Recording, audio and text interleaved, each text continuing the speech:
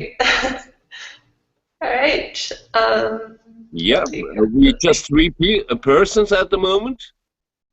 Yeah, just us for the moment. There will probably be more people soon.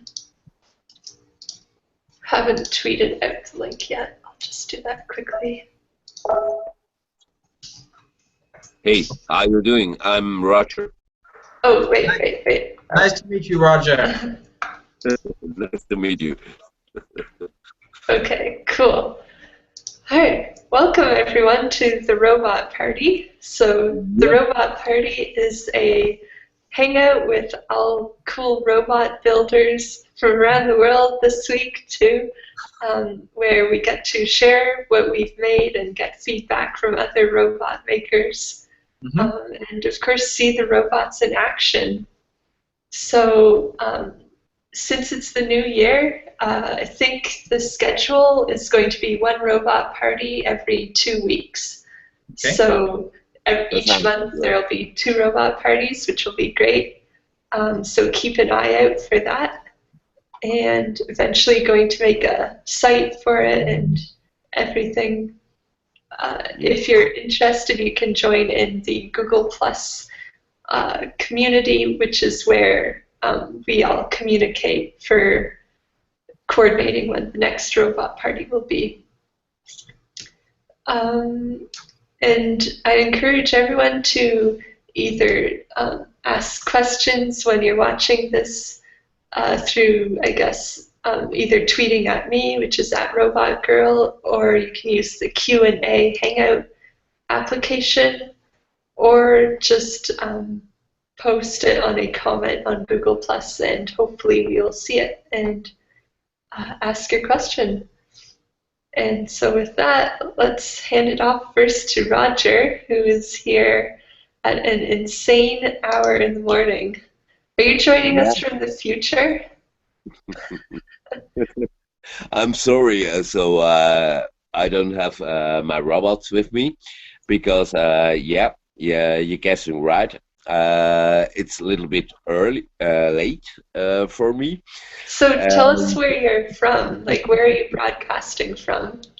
I'm broadcasting from Switzerland, and I tell you a little bit about us. We are a little company. In the meantime, we had our how do you say starting point at August 2014. We're developing robots about 5 years. So we do have now an own system, and we went to India last month, and we had a big party at India, and probably I will go 4 or 5 times this year again to India, and will try start my business with India. So that's about what we do. We have a smartphone based controlling system. Um, Maybe you saw our little robot on chinbot.com. If you're not, have a look. It might be, yeah, well, might be interesting for everyone. So that's what I have to say so far. All right.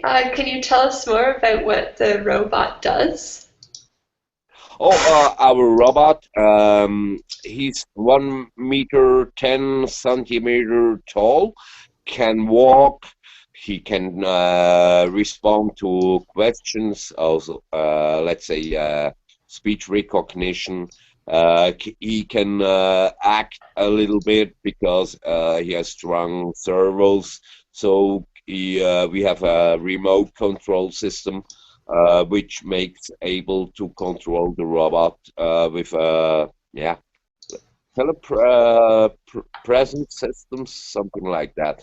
We have a system we can control remote the robot, and we teach a lot of the moves the robot like that. So yeah, Cool. thanks, Everett. So that's a pretty tall robot, though. Like, why did you decide to make it so tall? I'm sorry. Why did you decide to make the robot so tall? Yeah, that was the size we decided because that's the size a robot can interact with real life. Hmm. If it's smaller, normally the robot is too weak to do anything we could handle. Our robot finally is able to transport a bottle about, let's say, half a liter water he can transport. That's the meaning thing of it. Maybe it will become like how do you say an assistant robot for personal yeah, I lost the word. It's 1 o'clock in the night, but you know what I mean. Yeah, so it could be a robot helper, say maybe for the elderly. Yep, yep. Thank you, Erin. That is what I wanted to say. So, So I'm going to see if I can share my screen so that way we can watch a little video, Jinbot. All right, here it is. yeah, you're prepared. Better than me. All right. Will this That's show it? a bit the history of GenBot. Okay. So, how we started with wooden leg, belt system, remote controlling, first biped of GenBot. You see on the right side, Hmm. Michael, my business partner, teaching Jin how it should work, but how it should work. Normally, little thing does what it wants. Oh wow, here it is. Are That's a big these one. pieces Yeah. all 3D printed? Yeah, everything is 3D Wow. printed except servos. That's the last year version. Meanwhile, we have no new servos. So Jin is quite stronger and uses meanwhile about 20 till 30 watts. Before it was 50 till 60 watts. So we had a quite good coming out this year with the servos. Wow. That's Jin, yeah. This is As you see. that's fun. It's fun how it has the facial expressions. We try to work on that because as you see, we use the smartphone as the main controller, Hmm. and it helps also to display a nice face. We human need something like that for interaction. A face gives us a feedback, our own emotions. So I think that will be a quite strong point for robotics in the future to have a good interaction with people. And one Hmm. thing of that will be, yeah, reaction faces, how you feel comfortable with that robot. So, what do you imagine? Like, what is the current use of this robot? Have you entered it into football competitions? Yeah, we try to, but at the moment, basically, we have how you pronounce that controlling system, and we can build different robots with it.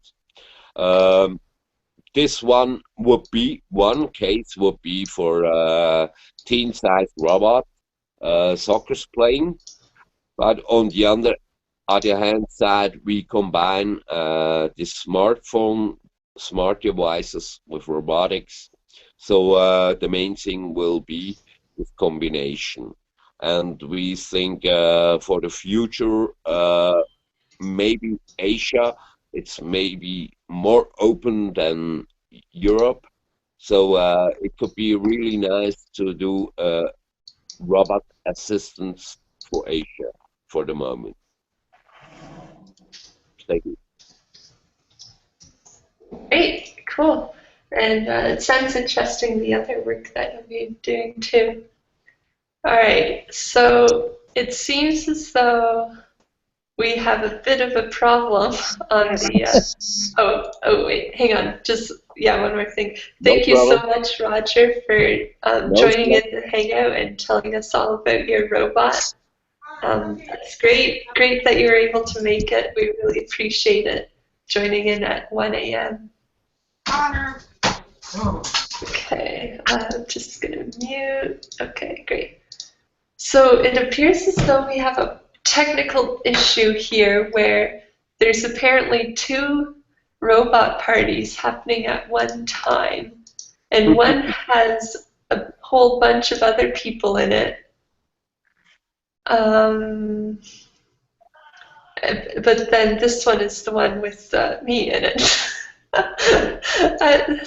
But that's so bizarre because I invited everyone to this one.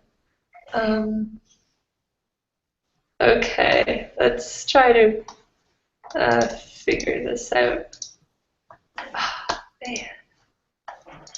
Take it easy, Erin. It happened. Yeah. John, do you have any idea what's going on? Also, I can't figure out how to unmute you now.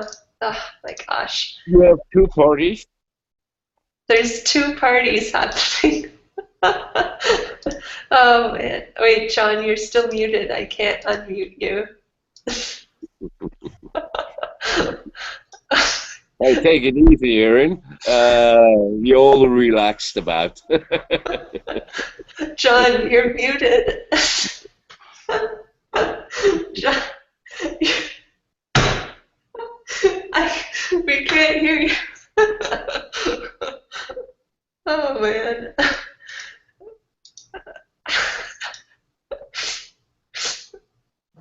I think you have to press the microphone button or something.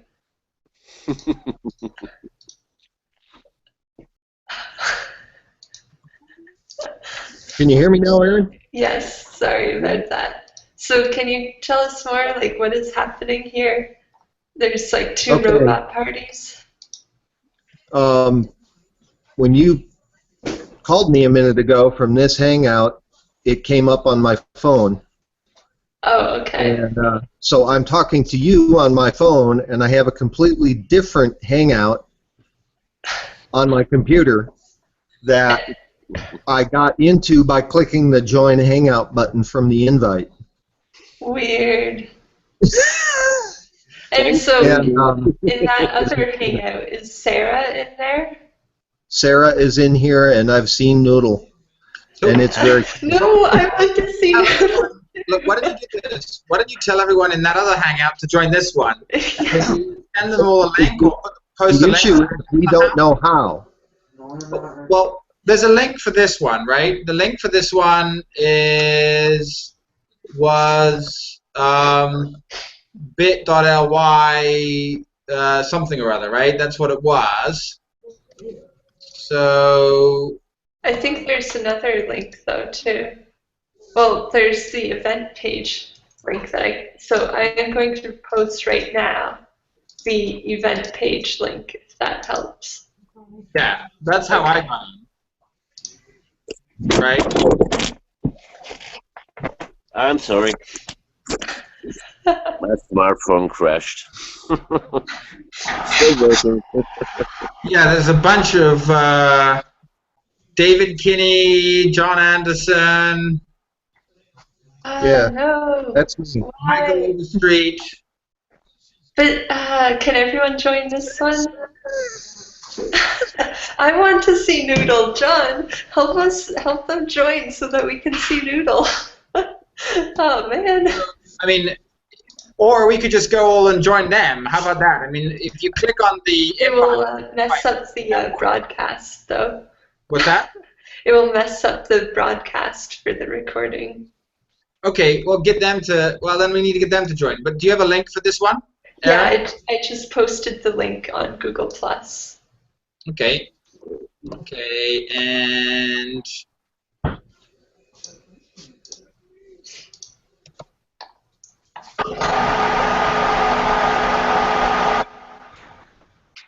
Yes, they're migrating.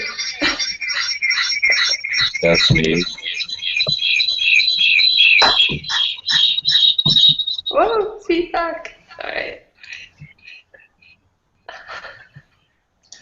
How did this happen? Weird.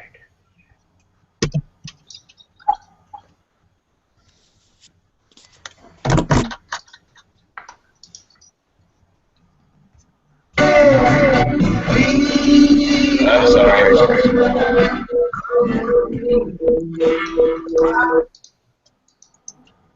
Holy Christ.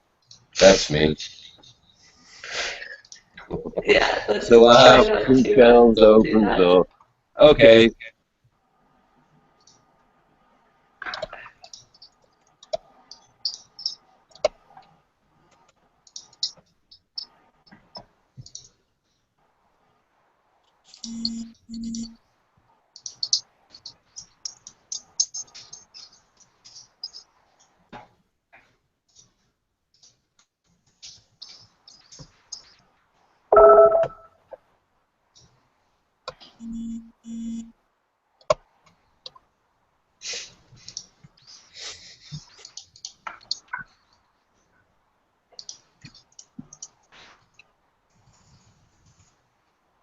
John, is everyone... Oh, okay, we got Roxana over here. That's good.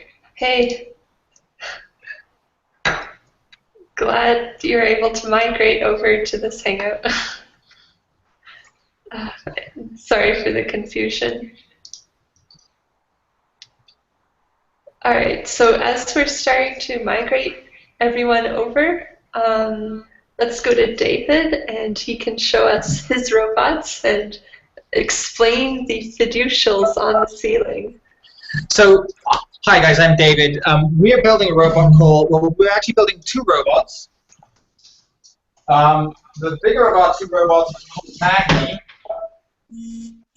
This is one of them, right?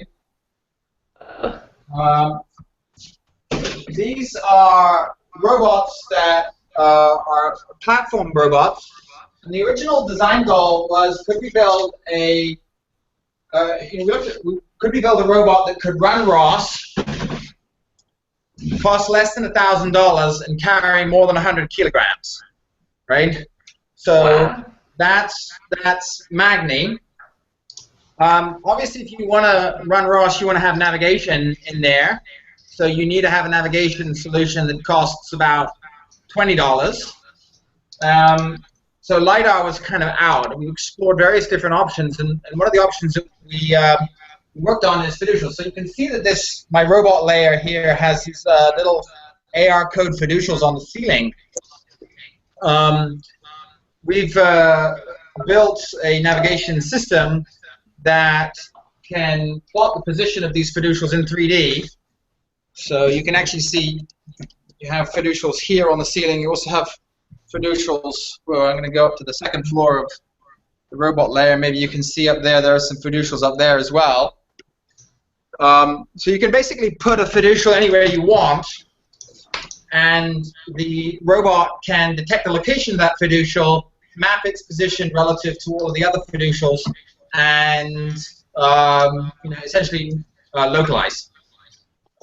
So we built that. We've done all the software for it. We've integrated it completely into ROS, and that's some functionality. We're just trying to debug it today, but we had it working. We did a working demo today of that system. The robot itself has the robot itself relies on these two brushless DC hub motors, so it can go at about 9 kilometers per hour for several hours. The largest battery size, we believe it's got a lifetime of about 8 hours, running at about 25% duty cycle. So it is a substantial robot that can carry a lot of weight and is actually not that expensive. So yeah, so we've been working on it for a little bit. We have low-key, which is essentially a low-cost version. Costs less than, well, the base platform, excluding the Raspberry Pi, costs less than $100 to build. And once you add on sensors, then the Raspberry Pi is about $200. But again, a low-cost ROS platform. Right. Some resonance. Yeah? Yeah. So that's Magni, and as you can see, we have. I don't know if I get out of the way, you can see that we have several versions that we have built and several iterations that we've been playing with. So yeah. But again, a ROS robot that can run ROS, carry more than 100 kilos for less than $1,000. Basically, is what we've done. Wow. So the price point of less than $1,000, what would that exactly enable? Like, what type of people do you think would be using this robot, and what for? So, our goal was to build a general purpose platform. And so, what we wanted to do is build a robot that could be turned into any applications. The sort of things that we've done with it are, we have an application which we call PartyBot, which is a drink serving application. So it looks around the room, finds somebody through face and body detection, drives up to them, and then says, "Would you like a Coke? Would you like a drink?" So that's one of the applications that we've built. We've built a telepresence application that sits on top of the robot. We've built applications for sort of follow me robot that a sort of follow me robot that can carry your stuff basically. So a porter style robot. We've done all these things, and the point is that once you have the platform, then building the application is easy. What we say is, if you want to build a cell phone app, you don't have to build a cell phone. So the same notion here. If you want to build a robot application, you don't want to have to build the robot. You want to have the robot there, and then you can spend your time worrying about what the application looks like.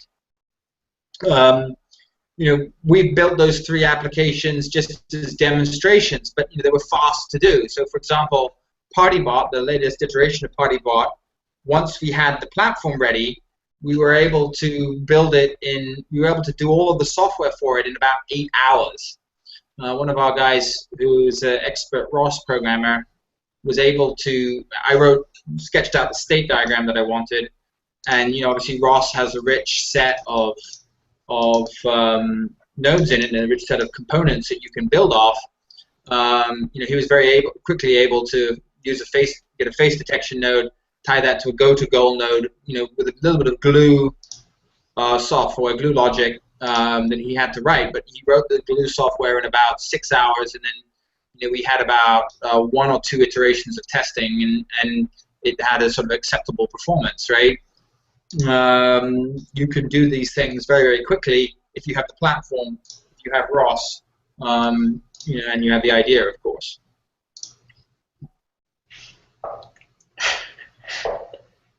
Just watching that double angle of Roger, that was weird.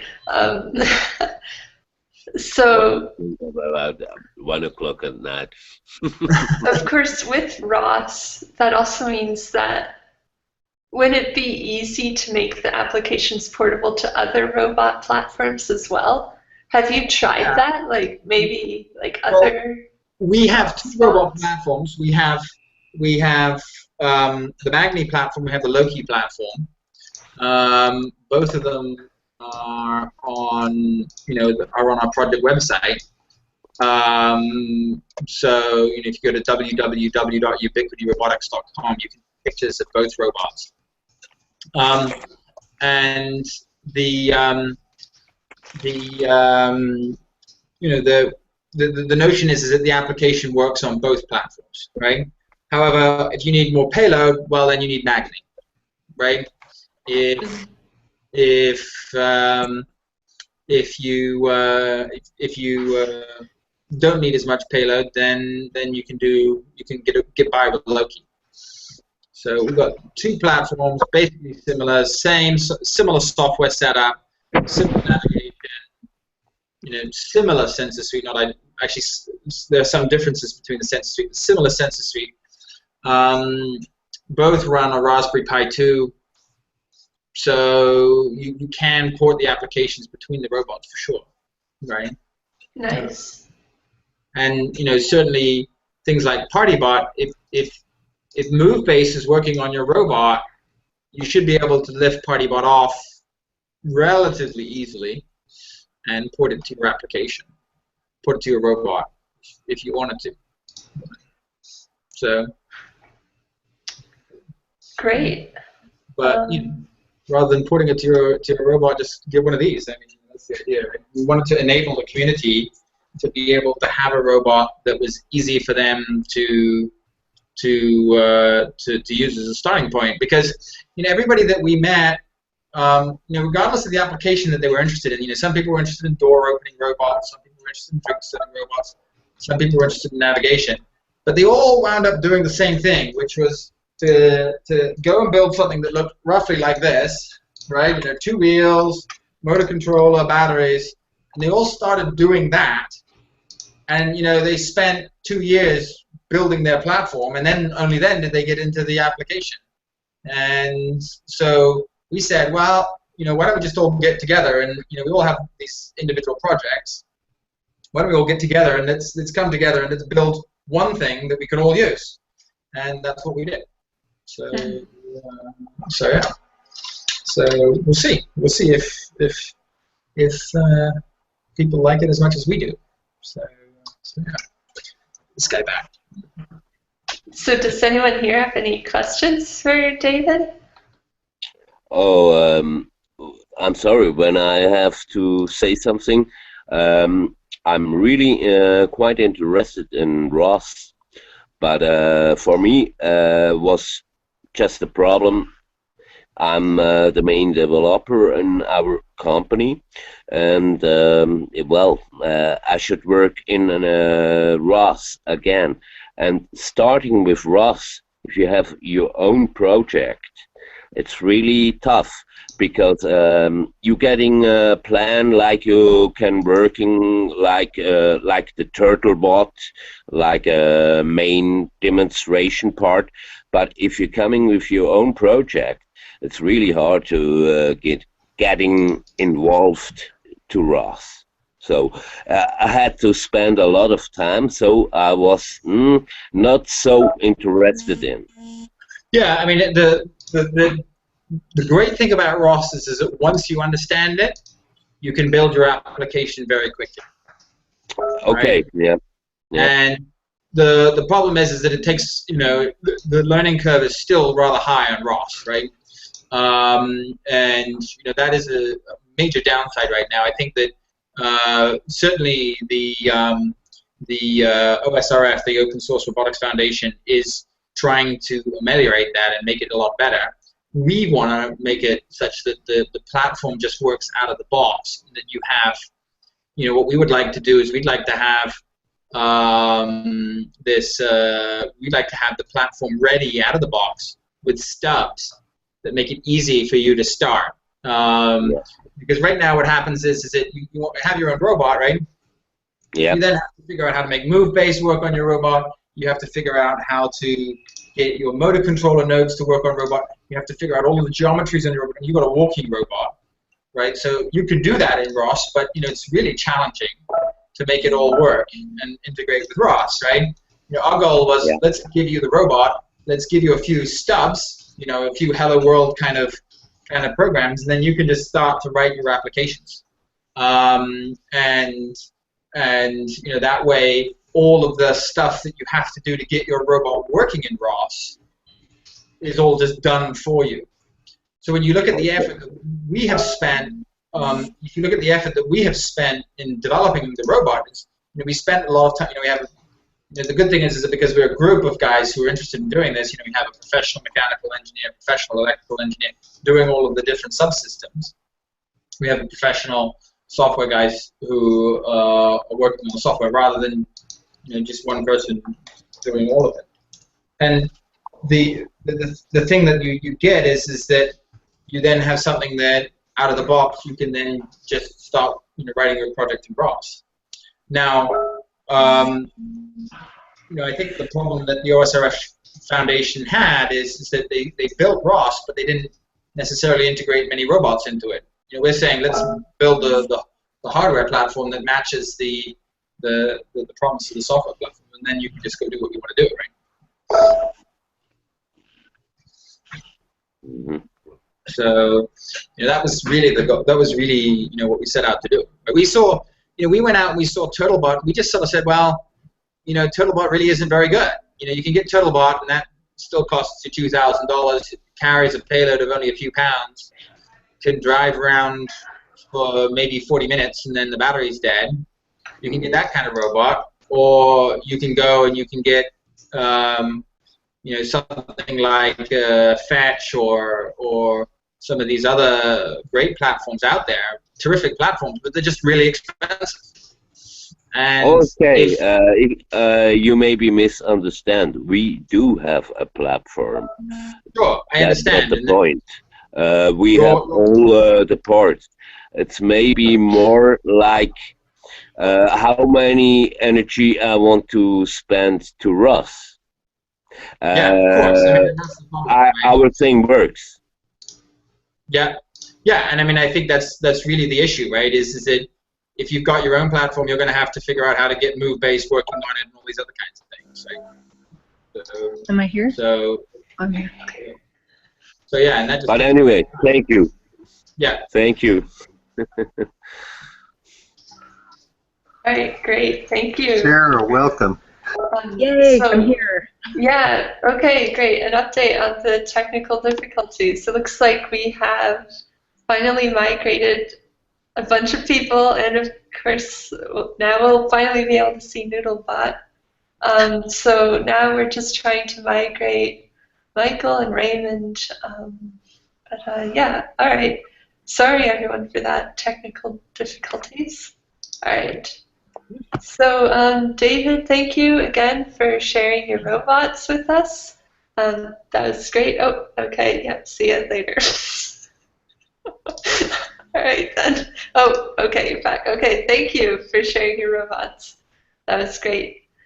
And it's going to be exciting to see. Oh, okay. Bye.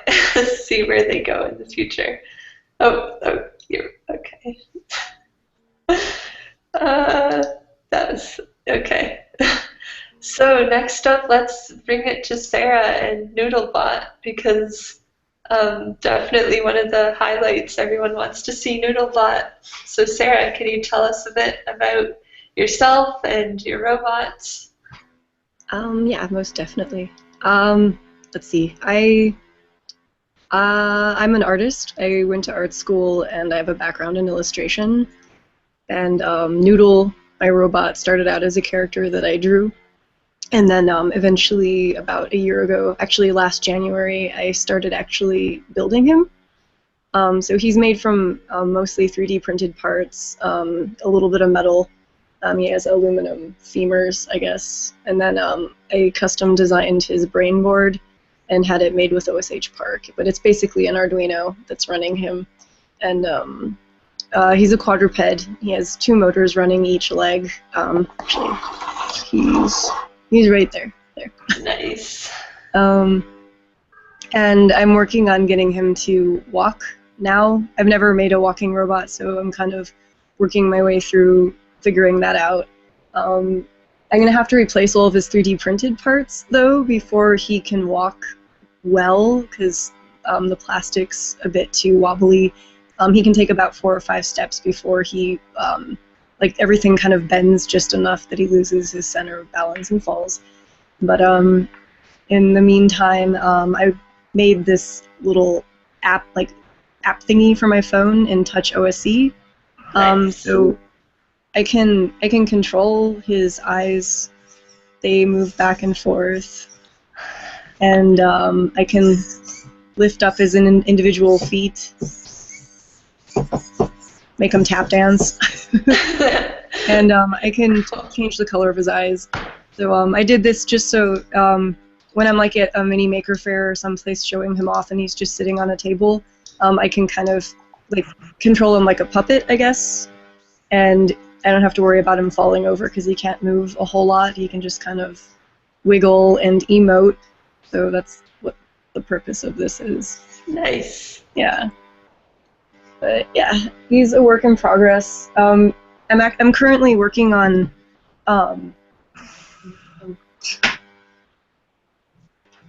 let's see. So I got thicker noodle material for his feet, like they're 4-inch diameter noodle. I actually can show you that too. There we go. So it's like super, super thick, beefy pool noodle material. And I'm going to eventually replace his feet. Right now they're 2.5 inches in diameter with these. And I'm going to make kind of like shoes that go on the ends that will house toes. So he'll have like little gripping claw toes.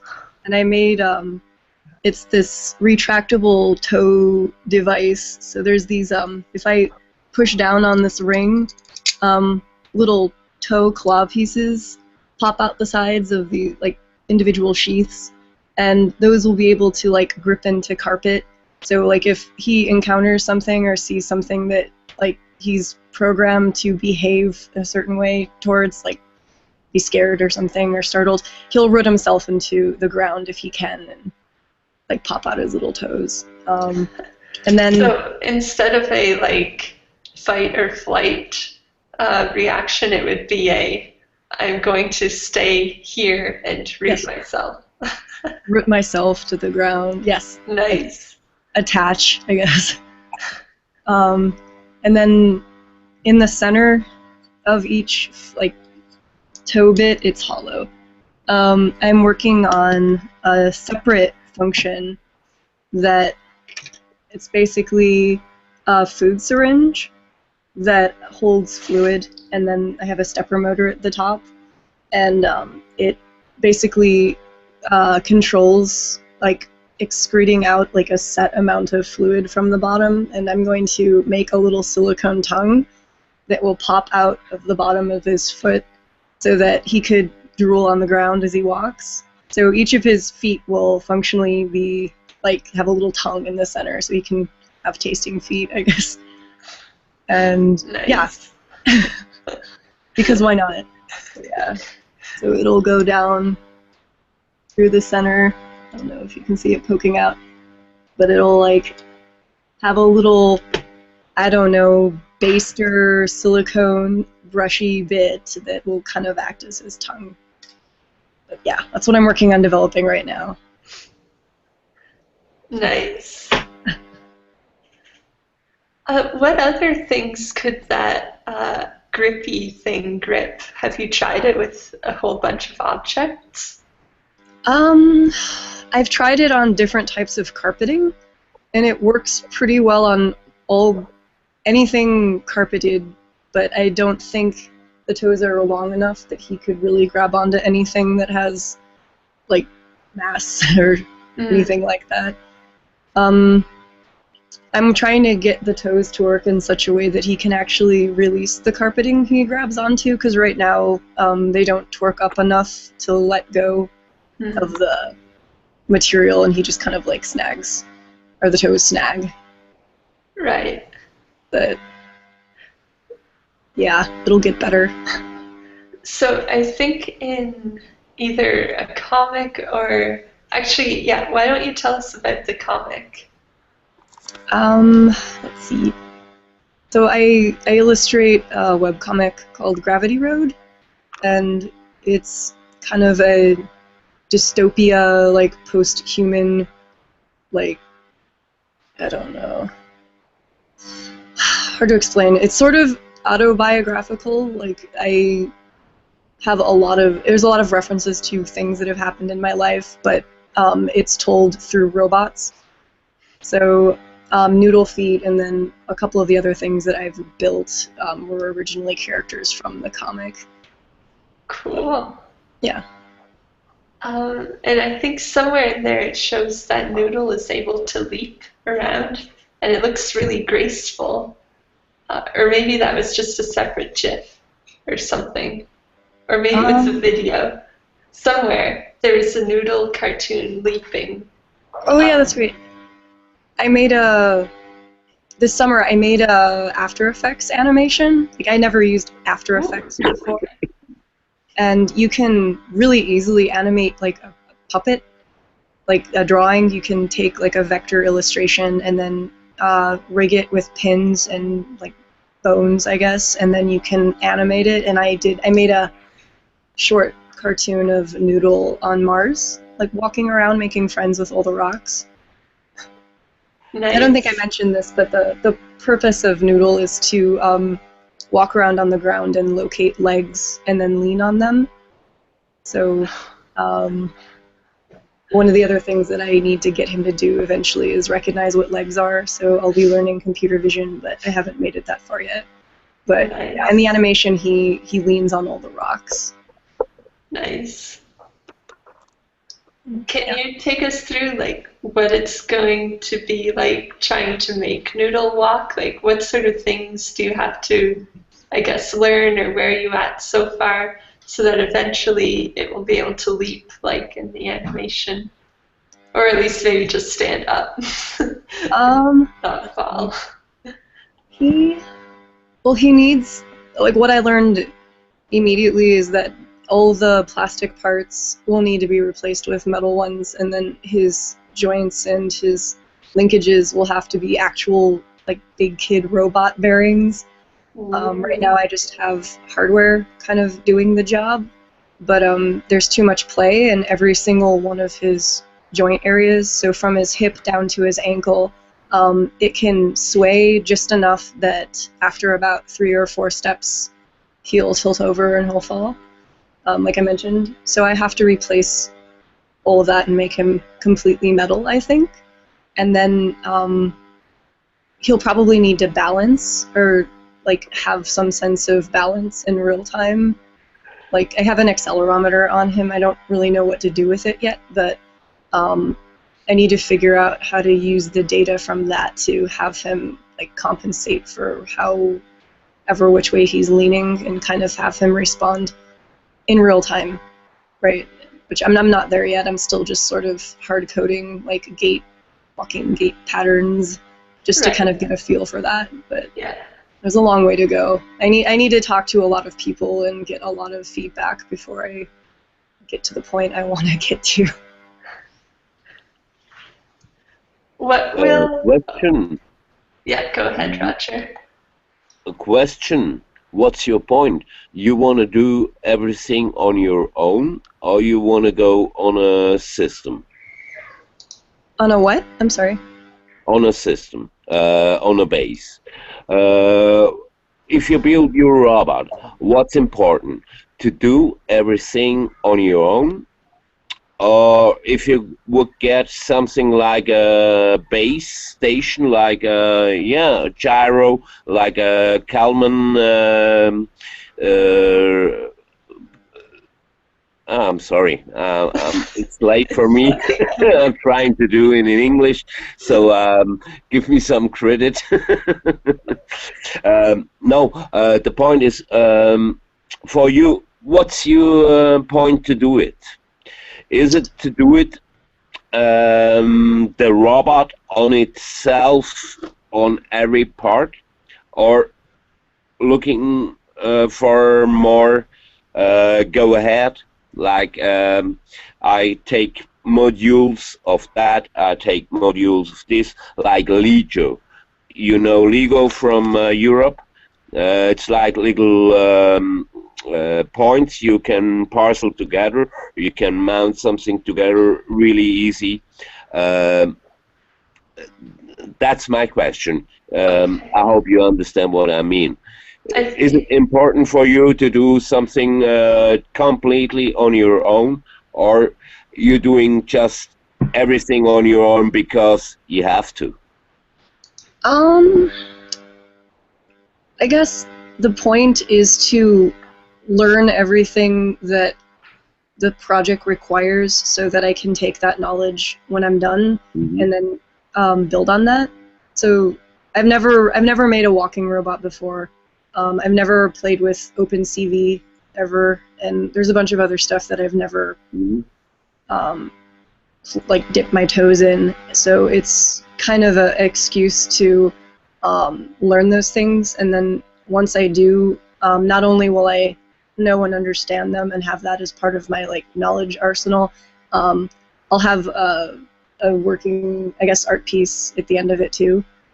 So yeah, the point is to kind of figure it out on my own and then meet people as well that can either help or give me feedback. And I don't know, network, I guess, because I mean, I've gotten a lot of good insight from people who do have experience in like building these sorts of robots, or have feedback on other things or things that they've done, and they'll I don't know, kind of become part of my circle and help me, I guess, and then I have new friends. I don't know. It's part of the, I don't know, growing thing, I guess. It'll help me grow as a Sarah. Great.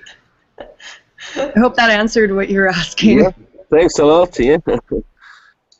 Yeah, it's important to sometimes, like, even if other robots out there exist, it's sometimes just as fun to like do it yourself so that you can learn it all. Mm. All right, gotta ask, what is the flamingo for? Oh.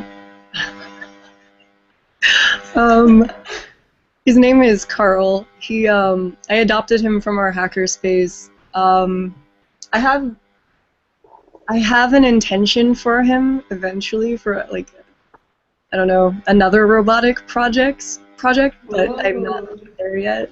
Sweet. So he's a fixture now. He's kind of like, I guess, Noodle's mascot. Since they share the same table, I guess they're like roommates, I guess. They're table mates, table bot mates. Yes. Nice. And we see the Delta robots in behind too. That's great. Yes. Those are the oldest ones. They're the ones that they're like the original prototypes, so they've actually been retired from the installation. But yeah, they live on the table and watch all the stuff that's being developed. Nice. Yep, it's a family. Cool. Does anyone else have any questions for Sarah and Noodlebot?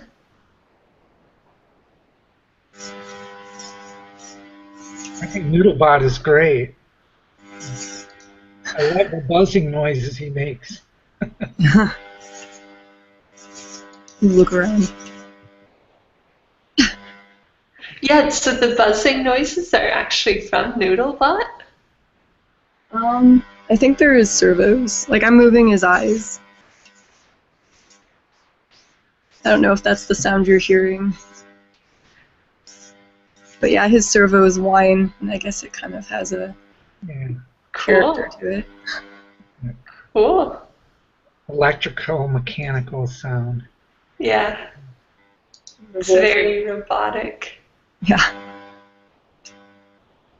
Great. Well, thank you so much for being able to join in. Sorry for the tech difficulties, but it was great to see Noodle, and glad you were able to, come to the robot party. Noodle's first robot party. Thank you for inviting me. Yeah, this is great. Okay. Next up, who has a robot to share?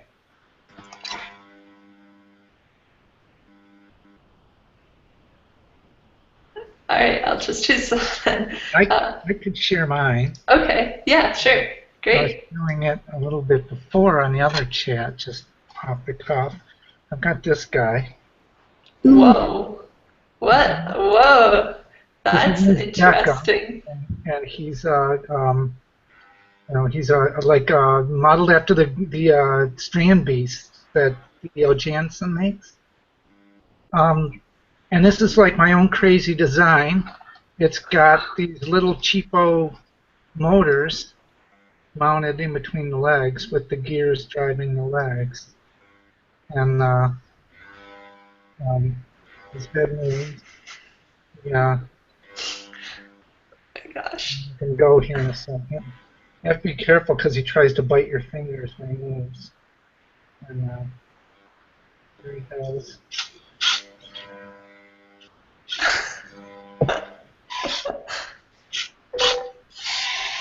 And right now he thinks everything's too close, so he's backing up. And he's got this cool display I put in the back just a few days ago on Nokia 50. Yeah. Oh man. And I had to bling it out a little bit and have it spell Roxy, and it meets it, yeah. And then I have it displaying like what the sensors are seeing. He's a work in progress. He's got a propeller quick start board with analog to digital chip in there for the IR sensors. And I'm still working on the code. It's giving me all kinds of trouble. I'm better at designing and building than I am coding. Don't tell my boss that. And he's a lot of fun. And he's the second walking robot like that that I've made. The designs for him are up on Thingiverse. If somebody was foolish enough to try to make one. What would we search for on Thingiverse for it? DECA, I guess. Okay. I could put a link to it in the chat window. Or you can look for Roxana 77. All right. Is that robot. That's pretty much the only thing there that I've done, other than I made like a enclosure for my 3D printer, and I've got some of the parts for it up on Thingiverse. So, what was the name of the robot you just showed? DECA, D-E. DECA. Okay. I thought that was the previous one. All right. So DECA. DECA, son of Glowstrand. And he's made out of glow in the Wait, dark. what? DECA, son of Glowstrand? Glowstrand is over here. Like that. Oh, okay. He's got his own little carrying case that he stays in. And right now, I've taken the battery out of him. But Gosh. this was the original one, and it has motors on the inside, and he's rather wide. So making him turn is kind of a pain because there's no sensors on the outside, so it keeps bumping into things with his legs. I really need to rethink where I put sensors. And then this guy has eyes in the back of his head like your mom. He's also got a propeller quick start, and then he's got like 2 motors inside here. And he was my first attempt at a walking robot, and I put most of my efforts in this guy into making him glow. He has UV LEDs loaded all over him. UV LEDs make the glow-in-the-dark plastic glow even when it's not dark. And Sweet. Can we see it? I'd have to throw a battery in them, but I can do that. Let me do that. I trade batteries between the robots. Let's see. This guy doesn't bite your fingers as much because you can actually hold on to him. Oh, wow. Cool.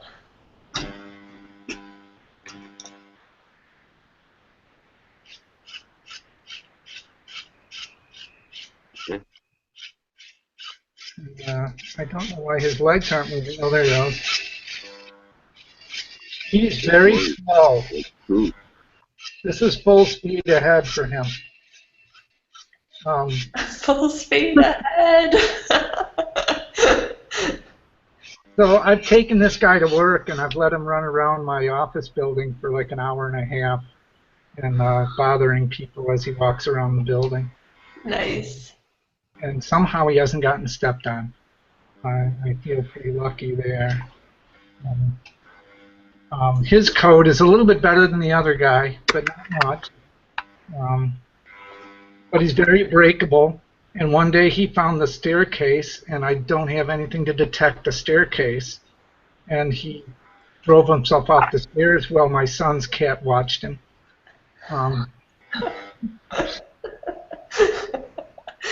He broke a few legs.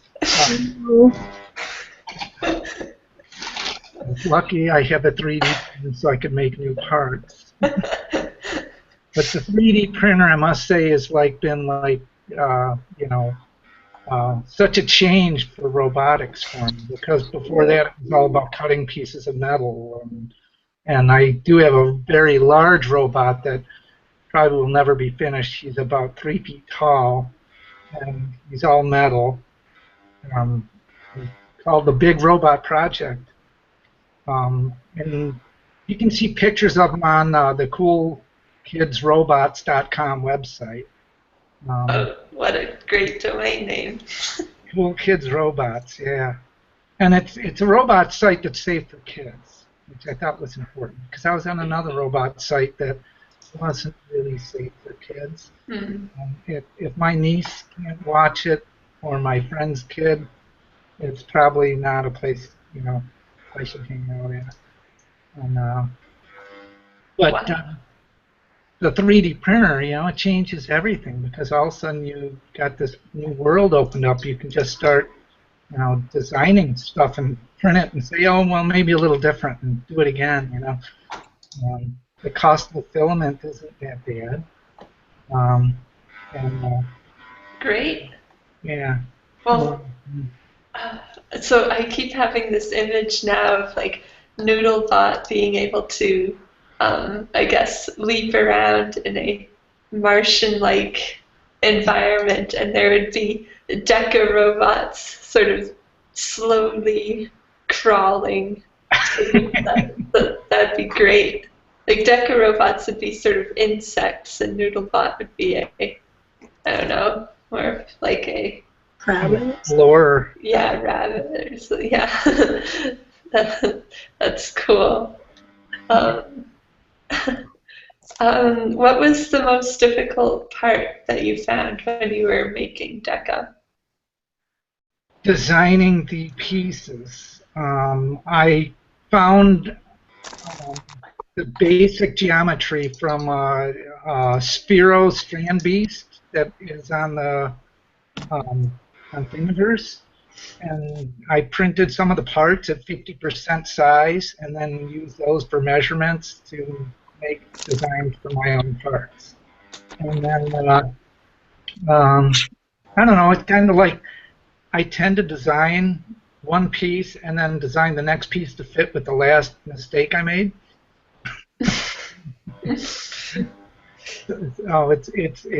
None of it was designed all together, except I must say in the Deca, I decided I wanted to use these cheap little motors, the little ones that they're like $3, you buy them on eBay, right? And they've got drive coming out of both sides.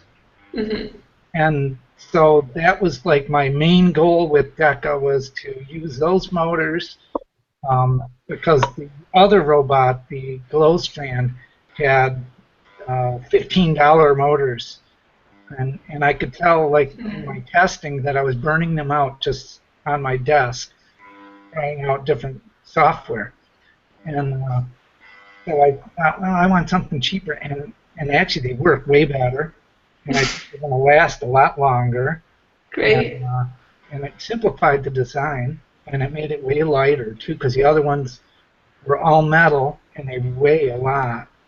And I had to make this drive shaft, drive the outboard gears, and things don't align right, so it's putting a lot of stress on things, Where Deca, there's not much for alignment.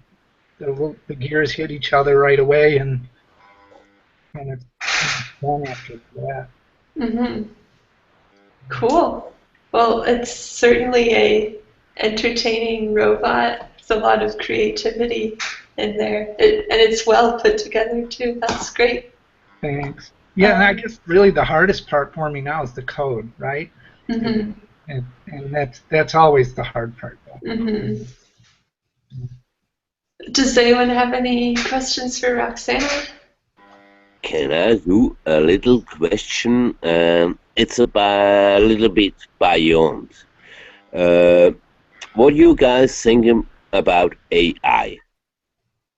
We're building all robots. In a way, we remote control all the stuff. For me, always the question what to do with that. I have meanwhile some good connections, and it would be more possible than we do now. I think big companies do something we don't know everything about. What are you guys thinking about AI? All right, And so I guess I that's mean something really decisions by itself. Sorry, Erin. so I guess that's kind of more of a discussion question, which is perfectly valid. It's just that we're kind of running short on time right now. And we can definitely keep this in mind for next week, having a discussion about AI. But first wanted to definitely let other people show off their thoughts before we close the party for the night. All right, so thank you, Roxana, for showing your robots. That was great. Thanks. Next up, David Kinney, are you there? I think he may have went away from the keyboard. Oh, he's there. Yeah, I'm back. Yeah, we don't have anything to show. We hope we'll start something during the cold winter here instead of going outside. So hopefully in a couple weeks we might have something. Okay, great. That'll be perfect to see at the next robot party. Cool. And yeah, good to see you too. Great. John, do you have any robots to show? I don't have a robot to show, but I do have something that I'm working on. All right. You and I have talked a little bit about RDAS. Yep. And having a system for deploying RDAS modules. I am working on a drone that will carry 3 CubeSat sized robots. Sweet. And all I've got built right now is the wing. I've got the fuselage designed, but I haven't started building it yet. But I've got the wing built, and I just finished the electronics in the wing today. So let me step away here for a second and grab it, and I'll show it to you. Sweet. Oh man, a CubeSat deployer on Earth. I don't know how well you can see that. It's 5 feet long and has a couple of 400-watt motors in it. Whoa. Got to put these back on. I can't hear you guys.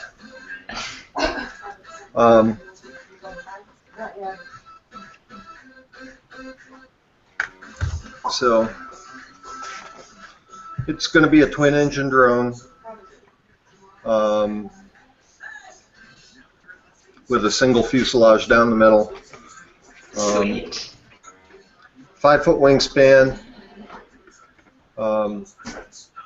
All up, it'll have about a horsepower of power. Should lift 3 CubeSats, 3 1-kilogram CubeSats without any trouble. So that's what I've been working on. Great. Cool.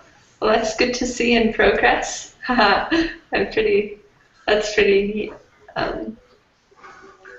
Yeah, thanks for joining in and sharing that. Very cool. All right. I think Aaron with an A joined in. Aaron, do you have any robots to show? Oh, and also you're muted, sorry. And I can't unmute you. Oh my gosh, was that a Theo Jansen thing? Oh, we may have a collision in the universe here. Oh my gosh. Quick, get Deca. There's a sibling, a robot sibling. Another strand beast.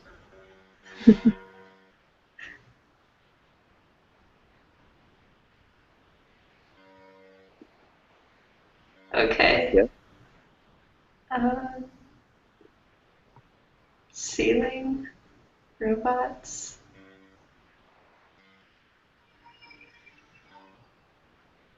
So we can't hear you, but we're trying to figure out what you're saying to us. We see the strand beast things. There was another robot on here that was called Deca, and it's also a strand beast.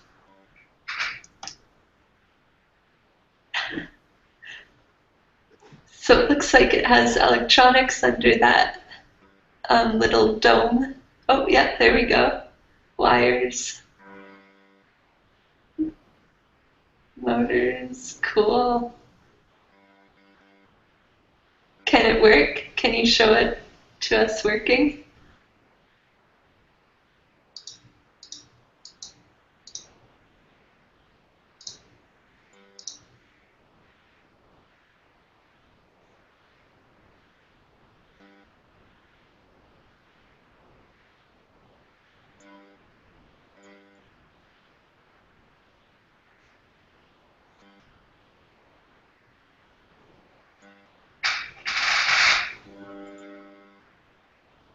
So it showed its LEDs, but doesn't seem to be moving.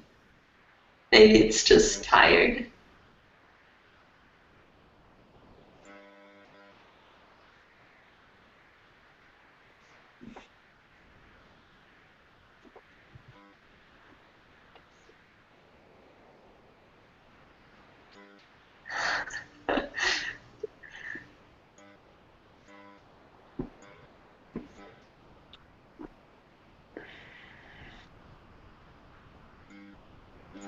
The camera down a little lower. Can't quite see it.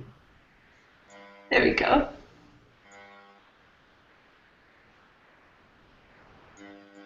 Work, robot, work.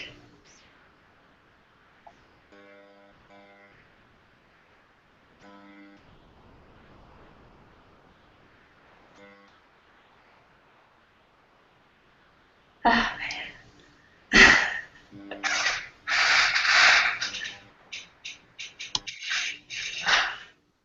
yeah, it's just a bit of a tired robot. That's all right. It's got stage fright. Yeah, stage fright. Camera shy robot. Cool. Well, thank you for joining in, Aaron. That was great. Oh my gosh, that's not a robot. All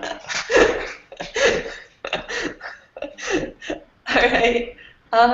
So I think we got everyone. Yep. All right. Thank you so much, everyone, for joining in the robot party. Next one will be 2 weeks from now. Really appreciate everyone coming here and hanging out. Sorry again for the tech issues, but this was a great gathering, and it was very cool to see everyone's robots. So to stay up to date for all the viewers and Robot Party rock stars, you can join in the Google Plus community, and that's where all the details will be posted for the next one. Sweet. Thanks, everyone. Thank you. Nice meeting you all. Thank you. Thank Bye. you. Okay. You just have your questions before you go upstairs.